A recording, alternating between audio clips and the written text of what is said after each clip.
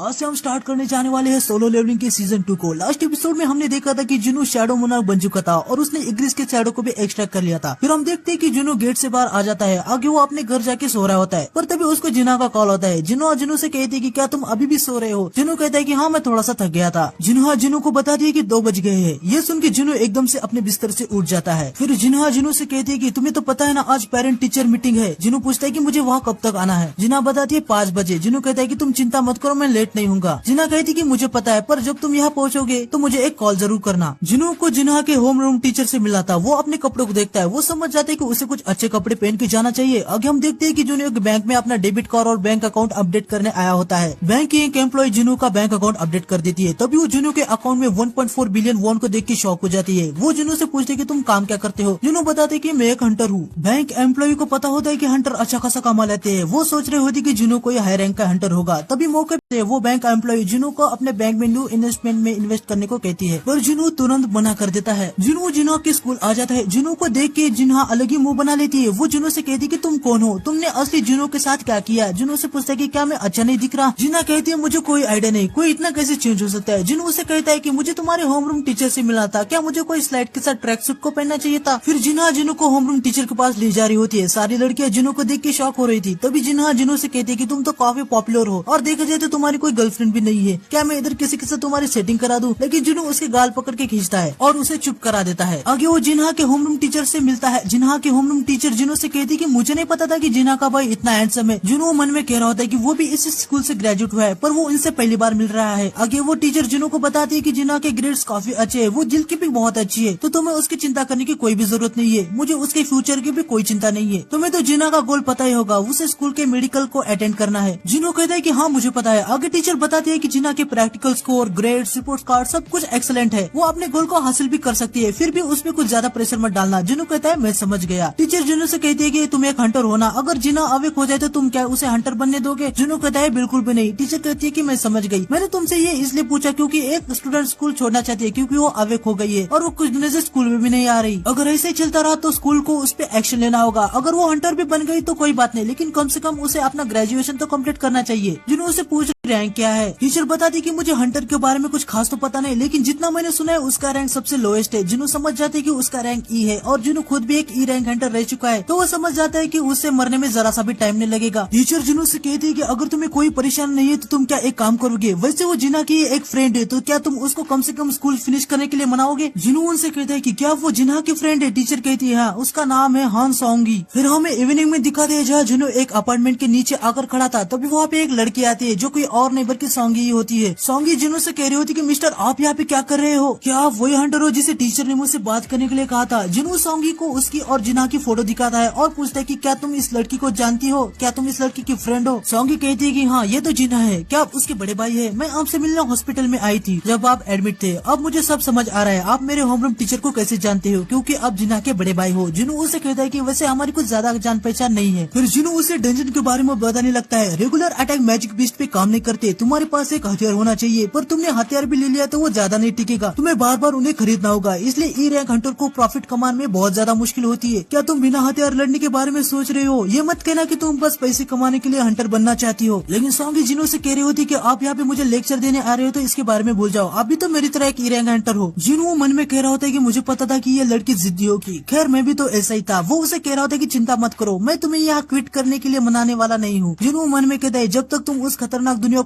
को अपनी आंखों से नहीं देखोगी तुम्हें कुछ भी समझ नहीं आने वाला। सोंगी कहने लगती है कि तो आप यहाँ पे क्यों आए हो? जिनू उसे कहता है कि मैं तुम्हें एक ग्रेट हंटर बनाने वाला हूँ। फिर हमें एयरपोर्ट को दिखाते हैं जहाँ होंग डॉन्स को आया होता है। उसका वेलकम करने जिनचुल भी आया था। डोंगसू जिनचुल से कहता है कि हंटर गिल्ड को मुझसे क्या काम, तुम यहाँ पे क्या करने आए हो? वैसे तुम्हें देख के मुझे अच्छा ही लगा है। जिनचुल उसे कहता है नॉर्मल सी बात है, एक एस रैंक का हंटर कोरिया में आया है, इसकी इन्फॉर्मेशन हमारे सर्विलियंस डिवीजन टीम को पहले से ही पता चल गई थी। डोंगसू से कहता है कि क्या सर्विलियंस टीम तुम अभी भी उस बुढ़े चेयरमैन गोगुन के लिए काम करते हो? तुम उसके राइट हैंड हो ना? अगर मैं तुम्हारी जगह होता तो मैं उस बुड्ढे की बैंड बजा के खुद राज करता। जिनचू उसे कहता है कि आप यहाँ पे कब तक रुकने वाले हो? डोंगसू उसे कहता है कि मैं यहाँ पे ज्यादा नहीं रुकने वाला, जैसे मेरा काम खत्म हो जाएगा मैं यहाँ से चला जाऊंगा। जिनचू उसे कहता है कि आपका काम ए रैंक के जिन्हो और डी रैंक के जिन्हो से तो नहीं है। डोंगसू उसे कहता है कि मुझे सर्विलेंस एजेंट से यही उम्मीद थी, तुम्हें पता होने के बाद भी तुम मुझसे पूछ रहे हो क्या तुम मुझे रोकोगे? जिनचुल कहता है कि मैं तो बस अपना काम कर रहा था सर। तभी वो पीछे से 2 लो रैंक के हंटर को जाते हुए देखता है। डोंगसू जिनचुल से कह रहा होता है कि मुझे तुम हमेशा से ही पसंद थे कि मुझे तुम हमेशा से ही पसंद थे। स्कैवेंजर गिल्ड को ज्वाइन करने के बारे में क्या सोचते हो? हम तुम्हें उस बुड्ढे से अच्छा पे करेंगे। जिनचुल मन में बोल रहा होता है कि हंटर को डोंगसो और उसके बड़े भाई पे पहले से ही शक था। जैसे लिजर्ड अपने खुद के पूंछ को काटते है, वैसे ही इनका बड़ा भाई और ये हंटर्स को मार डालते थे, लेकिन कुछ भी सबूत न मिलने के कारण हम कुछ भी नहीं कर पाए थे। अगली सीन में हम देखते हैं कि जिन्हों सोंगी को व्हाइट टाइगर गिल्ड के ट्रेनिंग गेट जो न्यू हंटर्स के लिए है उसके पास लेके आया था, जिसका इंतजाम जिन्हों के रिक्वेस्ट में मिस्टर आहम ने किया था, जो कि व्हाइट गिल्ड टाइगर के सेकंड डिवीजन के चीफ थे। पहले ये सब एक दूसरे को इंट्रोड्यूस कराते हैं। मिस्टर आहम को इराक हंटर सोंगी से कुछ ज्यादा एक्सपेक्टेशन नहीं थी, लेकिन तभी उसे याद आता है कि जुनू भी तो एक इराक हंटर है, इसलिए वो सीधे अभी कंक्लूजन पे नहीं आता। उसे लग रहा होता है कि जुनू व्हाइट टाइगर गिल्ड में इंटरेस्टेड है। मिस्टर आहम बता रहे होते हैं कि इस जगह पे काफी ज्यादा गेट ओपन होते रहते हैं, तो यहाँ पे ज्यादा लोग नहीं रहते, लेकिन आज एक सी रैंक का गेट भी ओपन हुआ है, जो इनके लिए अभी फिलहाल के लिए ट्रेनिंग के लिए बेस्ट है। तभी वहाँ पे एक फुल आर्मर में बंदा आता है। वो कहता है कि ऑलरेडी 9 बज चुके हैं, बातें बंद करो और अंदर चलो। जिन्हों कहता है कि ये कौन है? मिस्टर आहम बताते कि ये हमारा न्यू ए रैंक हंटर है, जो कि एक टैंक। हमने आप यहाँ पे आ रहे हैं इसके बारे में उसको बताया तो वो इससे थोड़ा सा नाराज हो गया है। उसको लगता है कि हम किसी ट्रिप पे जा रहे हैं। उसका नाम किम चुल है और वो आज की स्ट्राइक स्क्वाड को लीड करने वाला है। आज की स्ट्राइक स्क्वाड में एक ए रैंक, 7 बी रैंक और 4 सी रैंक के हंटर्स है, जो कि टोटल 12 मेंबर्स है। मैं जानता हूँ कि ए रैंक और बी रैंक हंटर्स सी गेट के लिए ज्यादा ही है, माना कि उनकी रैंक ज्यादा है, लेकिन वो न्यू हंटर्स है। जुनू कहता है फिर भी ए रैंक और बी रैंक कुछ ज्यादा ही हो गए। वो मन में सोचता है कि इस रेट से कुछ भी सीखने को नहीं मिलेगा, लेकिन इससे सोंगी को जरूर पता चलेगा कि हाई रैंक के हंटर के सामने ए रैंक कुछ भी नहीं कर पाते। आगे वो डंजन के अंदर जाने लगते हैं, लेकिन जैसे ही जुनू अंदर जाने लगता है उसे अजीब सा फील होता है और हम देखते हैं कि डंजन पूरा का पूरा रेड कलर में बदल जाता है। जुनू को खतरा सेंस होता है। वो समझ जाता है कि उनको यहाँ से जल्दी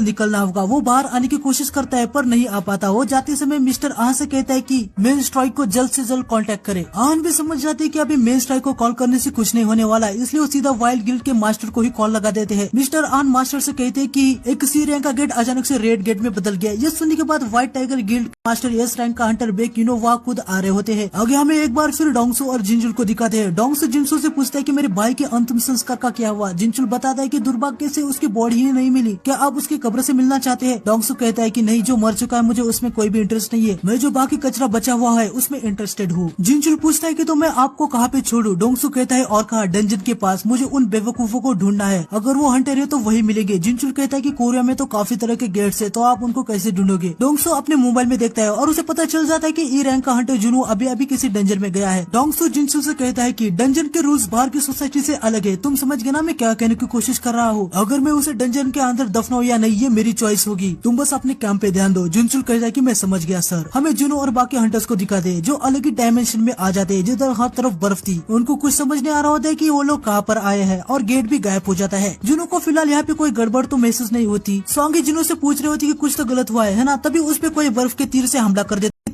कर देता है। जुनू उसे बहुत ही आसानी से पकड़ लेता है और उसे तोड़ देता है, लेकिन दूसरे एक मेंबर के सिर पे वो बर्फ का तीर लग जाता है और इनको पता चल जाता है कि इन पे आइस एल्फ्स ने हमला किया है। जुनू उनकी प्रेजेंस को सेंस नहीं कर पाया था क्योंकि वो काफी दूर थे। जिनका भी ऐसे वाले मॉन्स्टर से पहली बार पाला पड़ा है वो उन्हें आइस एल्फ्स कहते हैं, पर एक्चुअली जो हंटर जिससे पहले से लड़ चुके हैं वो इन्हें आइस लेयर कहते हैं। ये चुपके से अपने दुश्मनों पर वार करते हैं। फिर हमें बेक यूनू को दिखाते जो डंजन के अंदर जाने की कोशिश करता है, पर वो गेट बंद हो चुका था। वो आन से पूछ रहा था कि ये तो सी रैंक का गेट होना चाहिए था। आन कहता कि हाँ सर, ये सी रैंक का ही गेट था। बेक कहता है कि क्या तुमने एसोसिएशन से कंफर्म नहीं किया था? आन कहता है कि हाँ किया था सर, वो भी बार बार सी रैंक ही कह रहे थे। फिर हमें पता चलता है कि जो रेड कलर के गेट होते हैं वो सिर्फ हाई रैंक के डंजन में ही देखे जाते हैं। बेक को यकीन होता है कि ये गेट कम से कम बी या उससे ज्यादा रैंक का है। आन कहता है कि हम इसे फिर से मानोमीटर से मेजर करें। बेक कहता है कि गेट पहले से रेड हो गया है, अब इसे मानोमीटर की वेव एमिट नहीं करेगा, तो इसे मेजर करना इम्पॉसिबल है। इसकी वजह से हमारे पास अब कोई रास्ता नहीं कि हम कैसे पता करें कि ये गेट किस रैंक का है। मुझे बताओ कि गेट के अंदर कितने हंटर गए हैं और उनकी रैंक क्या है? आन बताता है सारे मिला के 12 हंटर है, जिनमें से एक ए रैंक का हंटर है जिसका नाम चुल है और वो लीडर है। बाकी उसके साथ 7 बी रैंक हंटर है। बेक मन में सोच रहा होता है कि ये गेट पक्का बी या ए रैंक का ही होगा। अगर ये एस रैंक का होता तो पूरे देश को इमरजेंसी सिचुएशन में डाल देता। आगे वो सभी को बताता कि अगर ये गेट बी रैंक का होगा तो कम से कम 3 या उससे ज्यादा ए रैंक हंटर चाहिए। अगर गेट ए रैंक का होगा तो 1 या उससे ज्यादा एस रैंक हंटर या फिर 10 ए रैंक हंटर होने चाहिए। इसका मतलब ये कि अगर ये गेट ए या फिर उससे ज्यादा रैंक का होगा तो उनके बचने के कोई चांस नहीं है। किस्मत अच्छी हुई तो ए और बी रैंक के कुछ हंटर बच सकते हैं। तभी आन कहता है कि एक और पल्सर गेट के अंदर गए है जिसपे मेरी कुछ दिनों से नजर है। बेक कहता है कि क्या एक हंटर जिसपे तुम नजर रखे हो, कौन है वो, उसकी रैंक क्या है, ए या बी? लेकिन आन अपनी मुंडी हिला के नहीं कहता है। बेक खुशी से कहता है क्या तुम कहना चाहते हो वो एक एस रैंक का हंटर है जो हमारे न्यू हंटर के साथ गया है? आन बेक से कहता कहता है कि नहीं सर वो एक ई रैंक का हंटर है। फिर हमें डंजन के अंदर का सीन दिखाते हैं जहाँ जुनू समझ जाता है कि वो जो एल्फ स्लेयर है ना वो पहले कमजोर हंटर पे वार कर रहे हैं। जुनू मन में कह रहा होता है कि अगर वो यहाँ पे 2 महीने पहले आता तो इनके जो तीर है ना वो उसको लग सकते थे। आगे वो कह रहा होता है कि तुमको तो मैं अपने हाथों से ही मारूंगा। तभी किमचुल कहता है कि तुम लोग में से शायद किसी ने अब तक नोटिस नहीं किया होगा पर फिलहाल हम एक रेड गेट के अंदर है। इसका मतलब है कि कोई भी इस डंजन के अंदर नहीं आ सकता। ये गेट तभी ओपन होगा जब हम सारे मर जाए या फिर डंजन ब्रेक हो जाए। सॉन्गी जुनू से पूछ रही होती कि मिस्टर ये रेड गेट क्या होता है। जुनू बताता है कि ये एक स्पेशल गेट है जो दूसरे डायमेंशन से कनेक्ट है। जिससे कोई इसके अंदर अपना पैर रखता है उसका बाहर वाली दुनिया से कनेक्शन कट हो जाता है। इससे भाग नहीं सकते जब तक डंजन के बॉस को हराना दे या फिर डंजन ब्रेक ना हो जाए। दूसरे शब्दों में मैं कहूँ तो यहाँ पे हम सब आप फंस चुके हैं। तो आज के एपिसोड में इतना। सोलो रोलिंग सीजन 2 के एपिसोड 2 में आप सभी का स्वागत है। लास्ट एपिसोड में हमने देखा था कि जिनू और बाकी सब लोग रेड डंजन में फंस जाते हैं। उसके बाद टीम का लीडर्स अपने आप को सभी से इंट्रोड्यूस कराता है। वो कहता है कि अब हम सबको पता है कि हम रेड गेट के अंदर है तो हमें सेफली वापस जाने के बारे में देखना होगा। लेकिन मैं यहाँ पे खड़े रह के प्रॉमिस नहीं कर सकता जो मैं पूरे ना कर सकूँ। डंजन ब्रेक के लिए हमें महीनों तक वेट करना पड़ सकता है तो इसकी कोई गारंटी नहीं है कि हम तब तक जिंदा बच पाए। इस गेट की मिनिमम डिफिकल्टी बी रैंक है। ऐसी जगह सिंगल यूनिट में सबको संभालना बहुत मुश्किल है। इसलिए मैं अलग अलग टीम बनाने वाला हूँ ताकि डंजन को क्लियर कर सके। ये सुन के जिनू किमचुल के इरादे समझ जाता है। आगे किमचुल कह रहा था कि अगर हम यहाँ पे रुके तो ठंड से जमकर मर सकते हैं या फिर वो क्रिएचर हम पर फिर से अटैक कर सकते हैं। अगर कोई मेरी टीम को ज्वाइन भी नहीं करना चाहता तो मैं अकेला ही डंजन को क्लियर करूंगा। तो मेरे साथ कौन है? तभी काफी सारे हंटर किमचुल के पास जा रहे होते हैं लेकिन जितने भी सिया उससे लो रैंक के हंटर थे उन सभी को किमचुल ने टीम के अंदर आने से मना कर दिया। हमें पता चलता है कि यहाँ का एक दिन बाहर के असली दुनिया के 1 घंटे के बराबर होता है। इसलिए डंजन ब्रेक होने में महीने लग जाते हैं और इसलिए किमचुल उन लो रैंक वालों को नहीं ले रहा था क्योंकि वो उसके लिए बस बोझ बन जाए। किमचुल उनसे कह रहा होता है कि अगर बॉस मरने तक तुम लोग जिंदा रहे तो तुम लोग बाहर आ सकते हो। तभी किमचुल की टीम की एक लड़की उसे कहती है कि क्या मैं उन लोगों के साथ जा सकती हूँ। किमचुल कहते हैं कि जैसी तुम्हारी मर्जी। वो मन में सोचता है कि क्या इसको मेरी बातों का बुरा लगा। फिर वो कहता है कि अभी एक जगह खाली है तो कोई एक आ सकता है और एक लो रैंक का हंटर मिस्टर चुल के टीम में चला जाता है। जिनू कह रहा होता है कि किमचुल तो हमारे ऊपर होने वाले बर्फ वाले तीर के अटैक को भी नहीं देख पाया था। तभी वो लड़की जो जिनू की टीम में आई थी वो जिनू से कहती है कि तुम ई रैंक के हंटर नहीं हो ना। शायद उसने जिनू को तीर पकड़ते हुए देख लिया था। फिर हमें बाहर दिखाते। लास्ट एपिसोड में मिस्टर आन ने कहा था कि जुनू एक ई रैंक का हंटर है। उसके बाद वो बेग से कहता है कि मैं इस बात को इसलिए सीक्रेट रख रहा था क्योंकि मुझे जिनू का ट्रस्ट जितना था। मुझे यकीन है कि वो रीअवेकन हो गया है। बेग उसे कहता है कि तुम्हें पूरा यकीन तो है ना या फिर तुम बस कोई अंदाजा लगा रहे हो। मिस्टर आन मन में कह रहे होते कि उसने कभी क्लियरली जवाब नहीं दिया। वो बेग से कहता है कि फिलहाल तो ये मेरा अंदाजा ही है। ये सुन के बेग कहता है तो हमारी आखिरी उम्मीद बस किमचुल है। मिस्टर आन मन में कह रहे होते कि अगर मिस्टर बेग आप जिनू को एक्शन में देखते ना तब आपको पता चलता कि मैं क्या कहने की कोशिश कर रहा हूँ। तभी सर्विलेशन टीम के फर्स्ट डिवीजन का मैनेजर जू सांगचन कहता है किमचुल संभाल लेगा सर। उसका रिकॉर्ड काफी अच्छा है। उसकी फाइटिंग की एबिलिटीज भी व्हाइट टाइगर गिल्ड के दूसरे स्क्वाड मेंबर की तरह ही है। ये सुन के बेग को थोड़ा सा रिलीफ मिलता है। वो आशा करता है कि किमचुल बाकी बी रैंक के हंटर के साथ डंजन को क्लियर कर देगा। सांगचन मिस्टर आन से कह रहे होते कि आप किसी ई रैंक के हंटर की बात कर रहे हो जो री अवेक हो गया है। मुझे लगता है कि किमचुल उस जैसे बिना इन एक्सपीरियंस हंटर से काफी ज्यादा परफेक्ट है। मिस्टर आन मन में कह रहे होते कि वो तो आखिर में देखा जाएगा कि कौन सा ही है। डोंगसू भी यहाँ पे पहुंच चुका था। वो कहता है कि यहाँ पे चल क्या रहा है। ये तो एक सी रैंक का गेट होना चाहिए था ना। ए रैंक का गेट अपीयर हो गया क्या? वैसे व्हाइट गिल्ड का मास्टर यहाँ पे क्या कर रहा है? बेग डोंगसू को बड़े ही गुस्से भरे नजरों से देखता है और बाकी सब डोंगसू को देख के काफी ज्यादा डर रहे थे। बेग डोंगसू से पूछता है कि तुम कोरिया में क्या कर रहे हो? डोंगसू से कहता है कि मेरा थोड़ा सा काम है यहाँ पे। वैसे वो ई रैंक वाला हंटर व्हाइट गिल्ड टाइगर में ज्वाइन हुआ है। तुमने ऐसे ई रैंक के लूजर को आखिर अपने गिल्ड में आने क्यों दिया? बेग कहता है कि आखिर तुम किसकी बात कर रहे हो? डोंगसू कहता है मैं जुनू की बात कर रहा हूँ जो अभी अभी डंजन में गया है। संग जुनू का नाम सुनकर बेग थोड़ा सा हैरान हो जाता है। वो सोचता है कि डोंगसू जुनू को कैसे जानता है। डोंगसू गेट को छूता है और कहता है कि यार ये तो एक रेड गेट है। फिर हमें जिनू को दिखाते हैं। वो उस लड़की से पूछता है कि तुम सभी तो यहाँ पे नहीं हो तो ऐसी सिचुएशन में भी तुम इतने शांत कैसे हो सकते हो? वो लड़की बताती है कि क्योंकि हमें ट्रेनिंग में सबसे पहले यही बात बताई गई थी कि डंजन में कुछ भी हो सकता है और किमचुल को व्हाइट टाइगर गिल्ड के इलाइट स्ट्राइक स्क्वाड में ज्वाइन होने के लिए स्पेशल ट्रेनिंग भी दी गई है। फिर दोनों टीम अपने अपने रास्ते तय करती है और एक दूसरे को गुड लक कहती है। वो लड़की जिनू से कहती है कि आपने अभी भी मेरे सवाल का जवाब नहीं दिया। जिनू उसे फिर से कुछ खास जवाब नहीं देता। वो लड़की समझ जाती है कि जिनू कम से कम ए या उससे भी ज्यादा रैंक का हंटर है। आगे किमचुल को आइस बियर के नाखून के निशान दिखते हैं। वो कहता है कि उनको रुक जाना चाहिए था। लगता है उस ई रैंक हंटर की वजह से बाकी सबकी जान चली जाएगी। तभी उसका एक साथी कहता है जाने दो अब ई रैंक वाले से क्या ही एक्सपेक्ट करना। उसे तो ढंग की ट्रेनिंग भी नहीं मिली होगी। तभी किमचुल सोचने लगता है उनके टीम में ज्यादातर सी रैंक और एक बी रैंक का भी हंटर था तो मुझे वो ग्रुप का लीडर क्यों लगा? जाने दो वैसे भी वो मर जाएगा। फिर हमें बाहर दिखाते हैं जहाँ डोंगसू को यकीन नहीं हो रहा था कि ये रेड गेट है। उसकी सारी मेहनत पे पानी फिर गया था। वो कहता है कि तुम्हारा पता लगाना मुश्किल है जिनू। और यहाँ बेग भी काफी ज्यादा कंफ्यूज था। उसे तक कंफ्यूज था, उसे कुछ समझ नहीं आ रहा था कि सभी लोग जिनू के पीछे क्यों पड़े हैं। आगे हम देखते हैं कि किम चुल कुछ आइस बियर को मार डालता है। उसकी टीम के सारे मेंबर काफी ज्यादा खुश हो रहे होते हैं। वो कहते हैं कि हम सेफ है, पर किम चुल मन में कह रहा होता है कि मैं इतना तो स्ट्रांग हूँ कि कुछ आइस बियर को मार सकता हूँ। बाकी मेंबर जल्दी से बियर का मीट ले रहे होते हैं जो कुछ दिन इनके खाने के लिए ठीक है। किम चुल के मेंबर कह रहे होते हैं कि चलो अभी हमें थोड़ा सा आराम करना चाहिए, हमारी शुरुआत तो काफी अच्छी हुई है। किम चुल उनसे कहता है कि तुम लोग क्या बात कर रहे हो, जब तक हम इस फॉरेस्ट से नहीं निकलते तब तक हमें काफी सावधानी से काम लेना होगा। फिर हमें जिनू और उसके टीम को दिखाते हैं। तभी वो लड़की कहती है सब लोग रुक जाओ, हम इससे आगे नहीं जा सकते। जिनू पूछता है क्यों। वो लड़की कहती है कि देखो उस जगह पे काफी सारे निशाने, ये पूरा एरिया आइस बियर का है, हमें उन मैजिक बीस्ट से आने से पहले यहाँ से वापस निकलना चाहिए। जिनू कहता है तो ये पूरा एरिया आइस बीस्ट का है। वो लड़की सोचने लगती है क्या मैंने कुछ गलत कहा। वो जिनू को कहती है हाँ। जिनू कहता है तो हमें इधर से वापस जाने की क्या जरूरत है। वो लड़की है कि मैंने जो कहा आपने वो सुना नहीं क्या, आप मरना चाहते हो। जिनू उसे समझाता है अगर ये एरिया बियर्स का है इसका मतलब यहाँ पे हमारे दुश्मन से बियर्स है और उनकी चिंता करने की कोई जरूरत नहीं है। उन आइस एल्फ से इनका मुकाबला करना आसान है। वो लड़की समझ जाती है। वो कहती है कि ये बात मेरे दिमाग में क्यों नहीं आई। फिर जिनू उस लड़की से कह रहा होता है कि क्या तुम्हें इस आउटफिट में ठंडी नहीं लग रही। वो अपनी इन्वेंटरी खोल के सबको वार्म फूर कोट देता है। उस लड़की के साथ सभी के सभी जिनू का ये मैजिक देख के काफी ज्यादा शॉक हो जाते हैं। सॉन्गी कहती है कि मिस्टर आप क्या है। जिनू उसे कहता है कि मेरी वजह से तुम यहाँ पे फंस चुकी हो तो मैं तुमको प्रोटेक्ट करूंगा, इसके बदले तुम मुझसे कोई भी सवाल नहीं करोगी और तुम सब पर भी ये बात लागू होती है। तभी वहाँ पे आइस बियर आ जाता है। सभी लोग पैनिक हो जाते हैं। वो जिनू से कह रहे थे कि आपने तो कहा था कि इस आइस बियर के बारे में चिंता करने की कोई भी जरूरत नहीं, पर ये हाई रैंक के आइस बीस्ट है। वो लड़की कहती है कि हमें यहाँ पे आना ही नहीं चाहिए था, मैं इसे डिस्ट्रैक्ट कर दियो, तुम लोग इसे मारने के लिए कोई रास्ता ढूंढो। तभी जिनू उसे शांत करता है और आगे जाता है और उसे कहता है कि तुम चिंता मत करो, मैं इसे देख लेता हूँ। वो लड़की कहती है कि चाहे तुम कितने भी स्ट्रॉन्ग हो पर वो बीस्ट हाई रैंक का है। जिनू वुल्फ असिस्टेंट टाइटल में स्विच करता है जिससे बीस्ट टाइप मॉन्स्टर के खिलाफ जिनू को सारी एबिलिटीज 40% बढ़ जाती है। जिनू एक लंबी छलांग लगाता है। वो मन में कह रहा होता है कि अभी के लेवल और टाइटल को ऐड करने से मैं इसको अपने हाथों से ही हरा सकता हूँ और वो